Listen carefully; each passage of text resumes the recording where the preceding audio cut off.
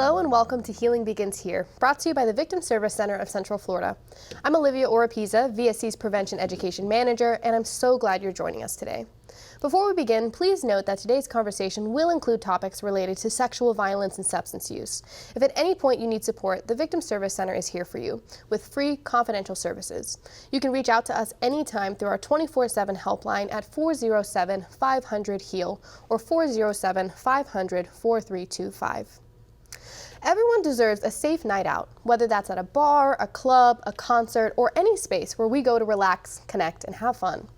Unfortunately, all too often, that isn't the reality of people's experience. Abusers deliberately take advantage of nightlife settings where people are meeting new friends, enjoying drinks, letting their guards down, to then harass, manipulate, or commit acts of violence, including drug-facilitated sexual assault.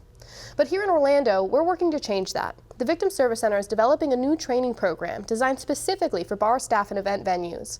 This program equips staff with the tools to recognize red flags, step in safely, and know what resources are available, helping to prevent violence before it happens and ensuring that everyone has the safe, enjoyable night out they deserve. To start this conversation, I'm joined by someone who knows Orlando's hospitality scene inside and out, Michael Kuhn. Michael has managed and served in some of the city's top restaurants and venues for over 25 years and is here to share his wisdom on keeping staff and patrons safe. Michael, thank you so much for joining us today. Absolutely, thank you. So I want to ask you, in your multiple decades of experience working in hospitality and in the service industry, what are some of the most common safety concerns that you see happen in these public spaces? Safety-wise, I'd say it really comes to alcohol awareness. A lot of situations that arise start with alcohol. So of course, alcohol consumption is always important because one leads to the other. So that's always a big safety concern. So again, monitoring the alcohol consumption, but then also making sure that your employees are aware of their surroundings and how they should handle guests that may be getting intoxicated. So again, awareness all around is very important. Yeah, so alcohol being one of the big influencers or components in this equation of maybe danger or abusive situations in these public spaces, right? Alcohol being the slippery slope there. And then also, having staff that is trained and confident to respond to maybe some possibly unsafe situations is also important. Very important, Yeah. very important. So as a manager, what are some of your biggest struggles in maintaining a safe environment for your staff and for those patrons, with alcohol involved? If somebody's drinking too much or if somebody's starting to get rowdy, how do you best respond to those while keeping everyone else safe? Yeah, as a manager, it's funny, it brings me back to when I was a bartender and I would see my manager sometimes standing off to the side of the restaurant or the bar. Like, look at him just stand there, like he's just standing there.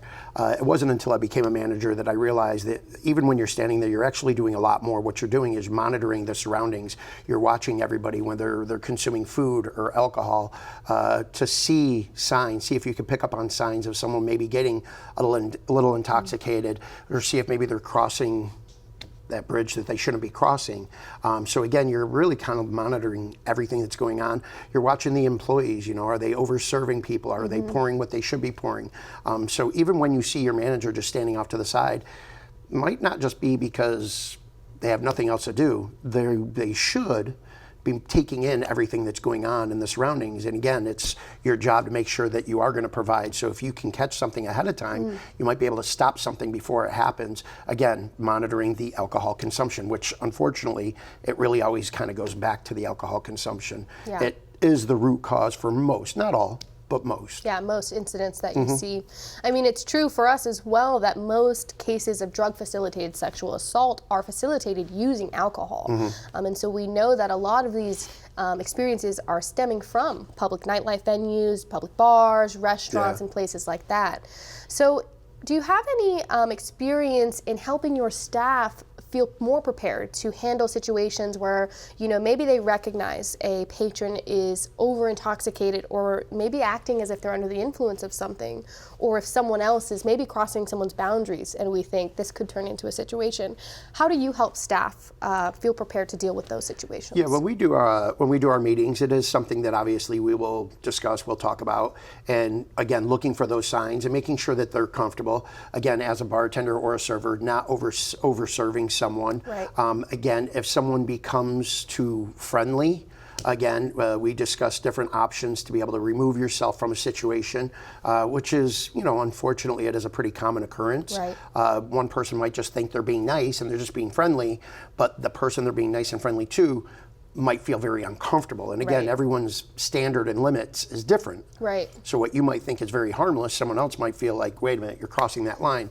So again, but then they have to feel comfortable coming to the management team as well and saying, hey, I'm not really comfortable with the person I'm serving over here. And then, of course, there's a couple different options we can put in place there Yeah. to try to overcome that circumstance. Again, it's hard to just stop everything, but we try to do whatever we can to try to prevent it or limit as much as we can. Yeah. So when you see a staff member who is maybe handling a patron that's had too much to drink or is, crossing that staff member's boundaries, and when they come to you and say, hey, I don't want to serve this person anymore, or, I need help with this, managers need to listen up and respond in a way that supports that staff. Absolutely. And sometimes, a lot of times it'll be as simple as putting a different server with that particular guest. Yeah. I just had that happen recently, the guy wasn't out of line, but the server that he had, he just kind of wouldn't. He just wanted to keep talking to her. Again, he didn't cross any lines, but to a point to where she felt uncomfortable. Right. So we simply just made a change and had a different server.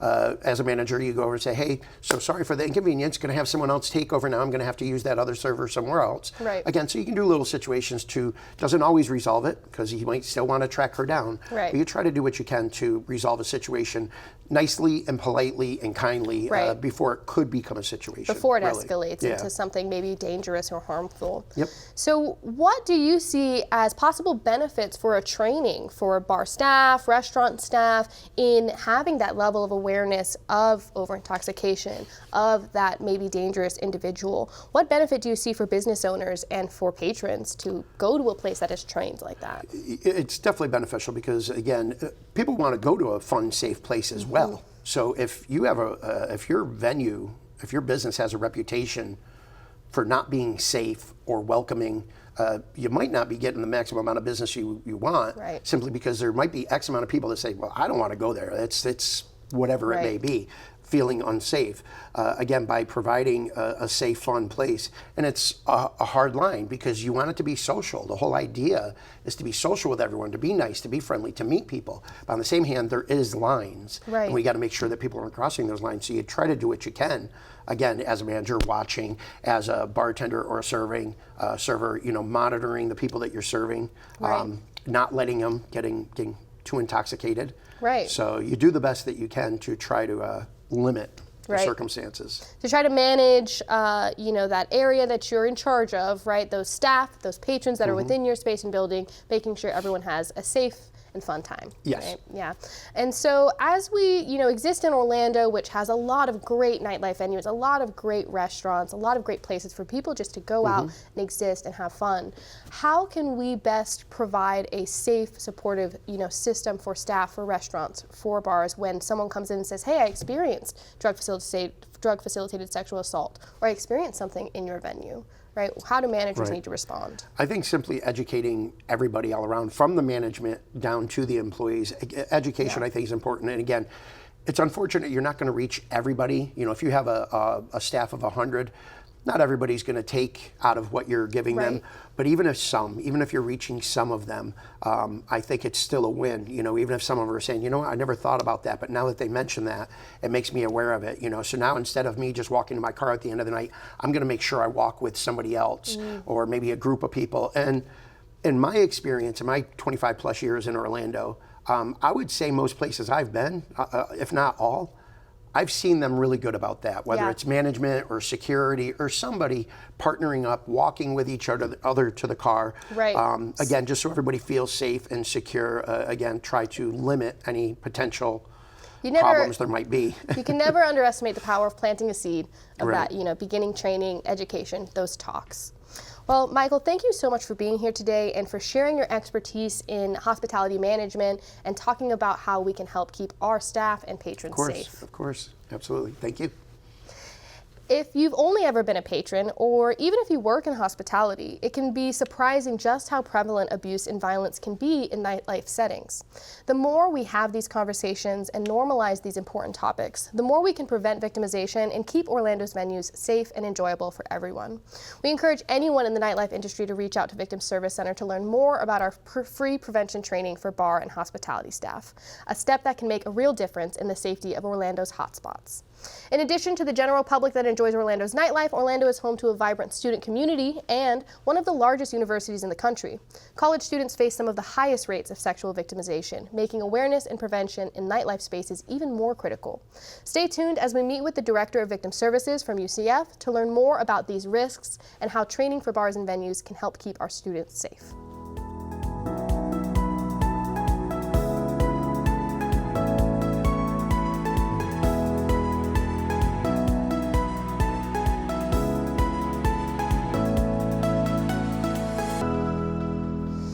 Welcome back to Healing Begins Here. On this episode, we've been discussing some of the dangers present in nightlife settings and social spaces here in Orlando. These risks are especially high for young adults in college.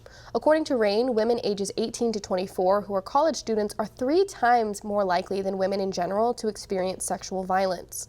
And for male students in the same age range, the risk is 78% higher compared to their non-student peers. These numbers remind us just how important it is to focus on prevention and strong support systems for students. Joining us now is Laura Valley, Director of Victim Service Centers at UCF, to talk about the unique challenges college students face and how her team works to keep them safe and supported. Laura, thank you so much for joining us today. Of course, thank you for having me. So to start us off, can you share a little bit of the work that you do at UCF Victim Services and how you help support students? Absolutely. So at UCF Victim Services, we work with any student, faculty, staff member, or guest of our campus or regional campuses who find themselves victims of crime. We provide confidential support for them, and we're available 24/7. So what that means is that a student could call our 24/7 hotline or text line and speak with us confidentially about their situation. We'll provide them resources, we'll provide them their options, kind of ask them what their next step is that they would like to do and to seek justice for their crime. And then from there, we'll support them in that decision. So if their decision is to report to the university, we'll be there with them right by their side. If their decision is to seek counseling, we'll help them find counseling and go with them to their first appointment. Health services, whatever they need, and just to be that constant person throughout their entire process. That's an incredible resource for UCF students and guests to be able to have on campus, especially when we understand statistics and the prevalence, especially in college. Mm-hmm. And as they go out to maybe bars, clubs, nightlife events, we know that there are more risk factors present for these folks. So can you talk to us a little bit about these risk factors that are present for them at Orlando nightlife venues, bars, etc.? Yeah, for sure. So in general with college students, most college students that we see who are impacted by crime are typically, their first time in college, and they don't really know the area. They might be out of state, so they might not have as many close friends, or maybe they're an international student and they've just never experienced what it's like to go out in nightlife. And so one of the biggest risk factors is going out by yourself. So we definitely encourage students to go out together, to go in groups. The other aspect specifically for UCF students is the aspect of getting down to Orlando for our nightlife. So UCF is about 20 to 25 minutes on a good day, no traffic, to get downtown. And so some students, if they drive themselves and they go out downtown, they might not have a way to come back because you don't drink and drive. Right. And so that's a huge barrier that we see for our college students. I see. So many of them being first-time students, maybe they don't know the lay of the land, safe places, maybe some places that might have reputations, and then trying to get back home after a night out might be some places where we especially see some vulnerability or some additional risk factors show up. Absolutely. So what are some of the most common factors that you see in cases of victimization from nightlife that tend to maybe repeat themselves? Yeah, for sure. So I've definitely seen some repetitive risk factors in some of the cases that we've experienced with our students. Probably the biggest is the aspect of going out with friends and then your friends leaving you. and you're by yourself. And so we are very much at UCF talking about bystander intervention and what that means to be there for somebody if you notice that someone might need some help. If you notice that someone came with friends and then now it looks like they're leaving alone, can you talk to them? And sticking by your friends. So that's the biggest one. The second would just be overall alcohol use. And so a lot of times people talk about drug facilitated sexual assault. And for us, what we see as the number one drug is alcohol. Right. And either the overconsumption of alcohol or maybe just that slight one too many drink, or in the very rare cases of some kind of drug being placed Right. in the alcoholic drink. And then that gets exacerbated when you're out with people that you don't really know, or maybe you just met, and you're in a place that you don't know, and it's Right. very scary. So all of those things for sure. You've kind of got a whirlwind of different risk factors, new experiences coming together to create that sort of perfect storm to sort Absolutely. of be at risk. Yeah, and I tell my students all the time, you're allowed to go out and have fun. Yeah. You are allowed to go out and explore downtown and have a drink with your friends. That doesn't give anyone the right to sexually assault you. Absolutely. It doesn't matter what you were wearing, what you drank, Yeah. how you were acting. No one ever has a right to cross your boundaries. Correct. Right? That's such an important message for people to hear nowadays. And especially as we've been talking in this program about a training for bars and for nightlife venues to work on that bystander intervention piece, like you mentioned, to be aware of their surroundings and how to help potentially dangerous situations from happening. Where do you see the value in something like that, especially near campus for students who are going out? Oh, absolutely. I think there's so much value in that, and I would absolutely love to see that in our restaurants. You know, any staff member at UCF, as much as we would love to be there, no matter where the students are, if they need help, the reality is that we're not. And we can train as many students as possible to be bystanders, but you can never have too many bystanders. So if we can get the bar staff at the local bars around the area, a really common place that UCF students go if they don't want to go downtown is this area called Waterford Lakes. And there's so many different restaurants and bars that they can explore, and they're amazing places. So if we have these bartenders who are trained, and if they see something, not only are they saying something, but they're doing something. Right. And hopefully that act of kindness will inspire someone else and just keeps going. So I think that'd be great, because then they're getting bystander intervention 360. They get it at UCF, then they get it when they go out. Yeah, definitely.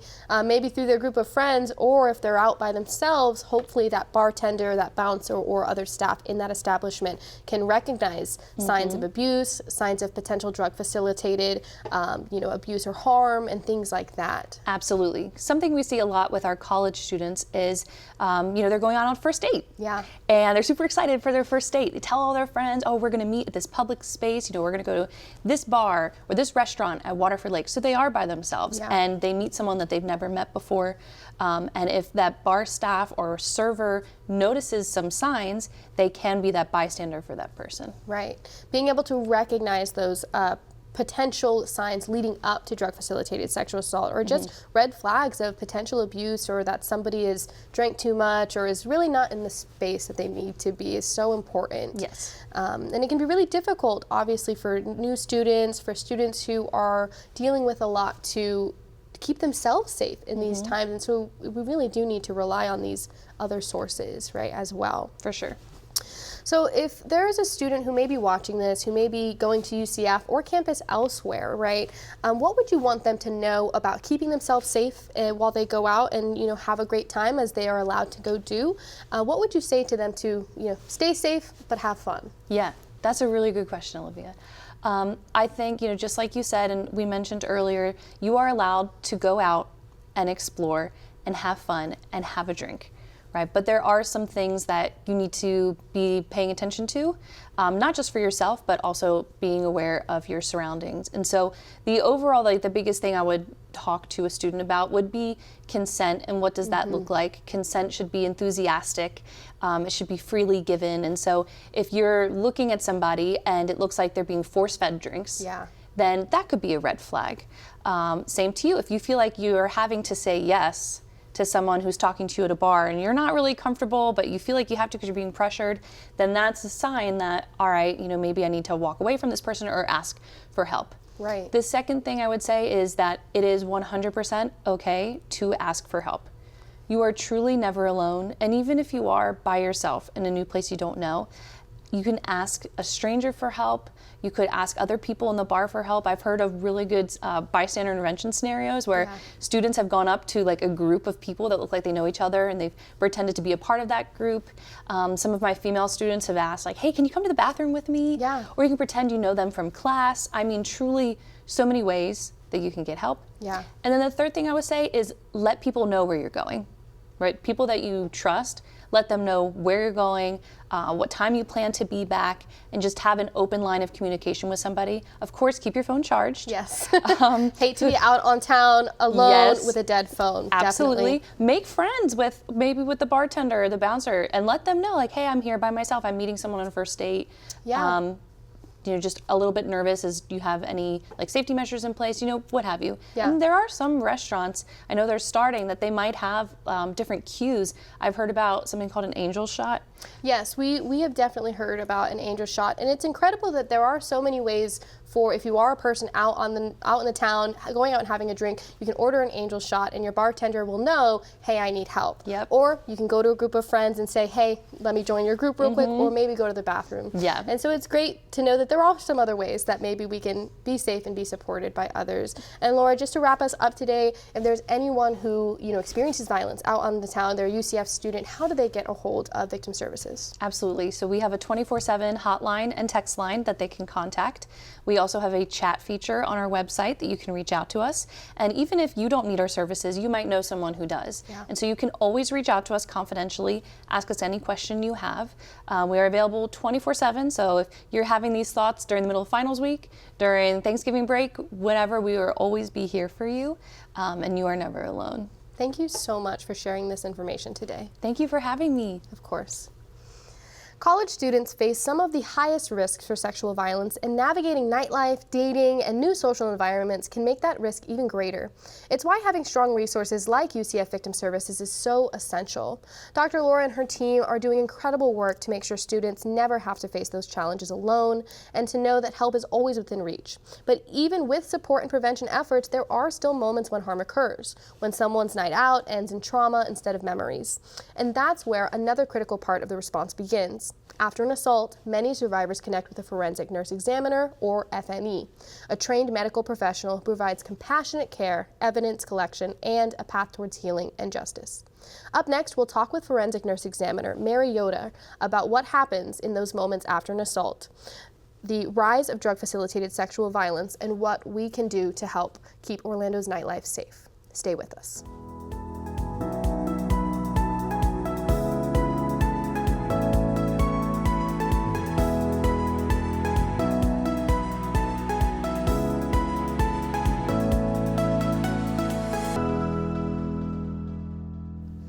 Welcome back to Healing Begins Here.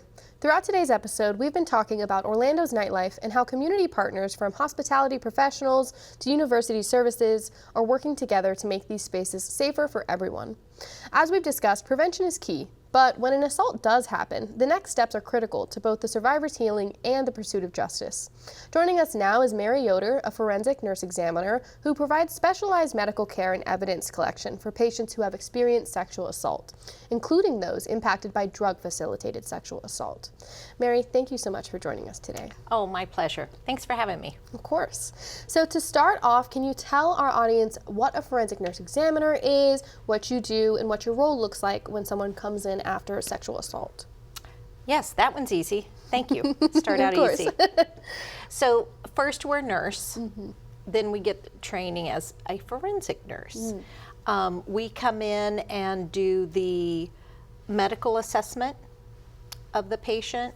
So we're looking for injuries. A lot of times in drug facilitated, they have no idea if they even have injuries. A lot of times they're surprised when we're like, oh, you have a handprint here, or you've got a bruise here. Right. Memory is not there necessarily. Right. They have no idea during the assault what happened a lot of times. Right. So we're looking for the injuries, areas of pain, and then the possible evidence collection. So in a drug facilitated assault, a lot of times we kind of have to do it all, or at least offer it all to the patient, and explain to them, you have no idea where you were bit, licked.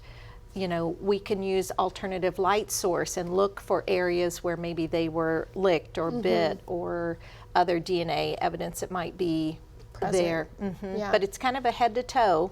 Because they may not know exactly what happened or have Yes. that recount of the story. Absolutely, absolutely. And it can be days before they feel the injury. Wow.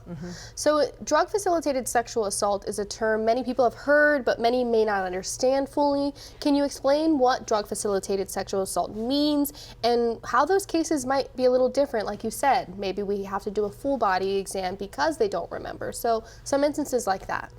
So the definition is where you have, there's kind of two ways. So one is where someone has covertly put something into your drink or your food or whatever you have consumed that you were unaware. Right. The other way is more opportunistic for the perpetrator to have, where you're already out enjoying an evening for friends and you've had a little too much to drink. So they prey on you once you're already in a state where you can't give consent. I see. So sexual assault being facilitated through a means of intoxication, whether sometimes being drugs or alcohol added or sneakily given to you, and then sometimes people are just out consuming and, you know, are preyed upon by someone who takes that opportunity. Absolutely. Right. Yep. So from your experience, many survivors may choose not to report or not to come forward and share about, you know, being sexually assaulted.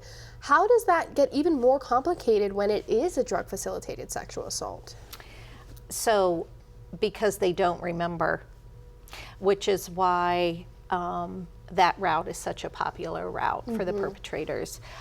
They don't remember what happened, so they can't give a good account. Hey, I was out having a good time with my friends. Kind of maybe it's my fault. Right. So they start with some self-blame. They also might think people aren't going to believe them. Like, Right. what do you mean you don't remember having sex? Blah, blah, blah. So Yeah. it's it can be just a vicious combination of no one's going to believe me. I don't even know what happened. Right. So was a crime even occurred? Right. But in reality, when they come in for services to you or to see a victim advocate, what should they be met with? What should they be met with? Like, as many people may not believe their story because either they were intoxicated or they don't remember. And so we see society and culture a lot of the time say, well, I don't believe you, you're making it up. And so what then instead could a survivor expect from professionals who are trauma informed? So they're going to be believed. Yeah. We're going to actually help them through injury identification, putting together the pieces of the story they do remember. We're going to help them build back their memories. Yeah. And they do come. It takes, they say, a full sleep cycle Right. before you really start to think rationally and your memories start coming back, but they will. And once we've looked for the injuries, treated for STDs you could be Right. exposed to that you had no idea. Right. So those are the kinds of things that it's important to come in. Let us talk with you. Let us help you. Yeah. So you're going to make sure that they're safe, you're going to make sure that there's any injuries that they're taken care of, and you're going to believe them, validate their experiences, even if Absolutely. they're not sure exactly what happened. Exactly. So technology and the modern dating culture has changed a lot of the ways people meet and go out for drinks or go on dates. So how have you seen dating apps and sort of technology play a role in drug-facilitated sexual assault? So in general, I feel like the dating apps, the technology part, a lot of times our patients have already built an emotional connection with the perpetrator before they've even met them in person. So before they realize that it's not the hot young Navy guy who's just off the ship for the day or whatever, when they realize, you know, the creepy guy in the shed or whatever the scenario, they've already formed a bond with them. So then that becomes a part of the entanglement after this traumatic event. They kind of have to unpack all the attachment that they had already formed with this person and their shock and Right. the trauma of the whole The manipulation, the trust, and all of that. Yeah, how could it happen to me? Yeah. Like, he was such a nice guy. He, he had a puppy, and, he cooks, and, we've talked for 3 weeks or whatever. So people who have experienced something like that, it's pretty easy for us to say, you're not alone. Many other people were fooled, were tricked, were abused through that manner. And so we've been talking this episode about a training Victim Service Center is working on to help train bars, nightlife venues on how to recognize maybe instances where someone is too intoxicated or potential cases of drug-facilitated sexual assault and prevent that. So where do you see, that value, and how is the importance of that early intervention by maybe that staff member or that bartender? How important is that? Well, that can change the outcome of the evening in many situations. There's a secondary victim, that secondary trauma role also. So many times the cases come in and there was a friend with them for the night, and I just had no idea. She just walked out the back door with him for just a minute. I was watching her drink, whatever. And they actually become a secondary victim because of their guilt. Yeah. Sometimes they can't even come in with the patient. They either stay outside of the hospital or they stay at home because of the guilt. Yeah. So being able to say something early, alcohol hits you different depending on the day, like you said, whether you've eaten or, just how the day's going. Right. Sometimes it just hits you, and that's when a friend really has to step in and help when you can no longer. Yes. Yeah.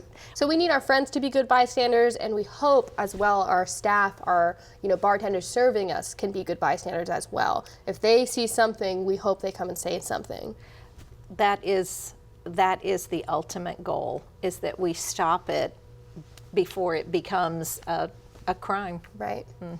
So finally, what would you like to say, or is there any information you'd like to share with survivors who may be afraid to come forward and say, hey, this has happened to me, I've experienced this? What are some words of encouragement you could offer to those folks? So one important part is that this medical forensic exam that we do, there is no charge at the hospitals for the victim. They have victim That's super important. Money funds. might keep people from coming forward, for sure. Absolutely. So there are resources for that. So please come in. Please get checked out for yourself medically going forward. We don't want you to end up with infections or pregnancies or whatever that you don't want. Yeah. So come in and get checked. Let us help prevent those things, and then hook you up with the resources. So, Right. But we're a team of believers. So we'll start by believing, and we're here to help. Absolutely. Mary, thank you so much for being here today and for sharing about the work you do and for the work you do every day. Oh, my pleasure. Thank you so much for having me. I really appreciate the opportunity. Of course. The conversations that we've had today remind us that safety isn't just an individual responsibility. It's a community effort. Hospitality professionals, college campuses, and medical teams, and many other groups work together to create a safer nightlife in Orlando, and that safety starts with you too. Every person plays a role in creating a safer nightlife, even if it's just by checking in on the stranger you see stumbling up to the bar, or recognizing when something just isn't right and getting help. We all have the power to make a difference. The Victim Service Center is proud to continue our commitment to violence prevention through our new training program designed to equip staff in Orlando's bars and nightlife venues with tools to recognize red flags, step in safely, and prevent harm before it happens. If you're interested in bringing this free training to your venue or organization, please reach out to me directly at olivia.oropeza@victimservicecenter.org. Together, we can help prevent violence in Orlando's nightlife. As a reminder, the Victim Service Center is Central Florida's certified rape crisis center. We're here 24/7 to support victims and survivors of sexual assault, violent crime, and other traumatic experiences. If you or someone you know ever needs help, you can call our 24/7 helpline number at 407-500-HEAL or 407-500-4325. And remember, you are not alone.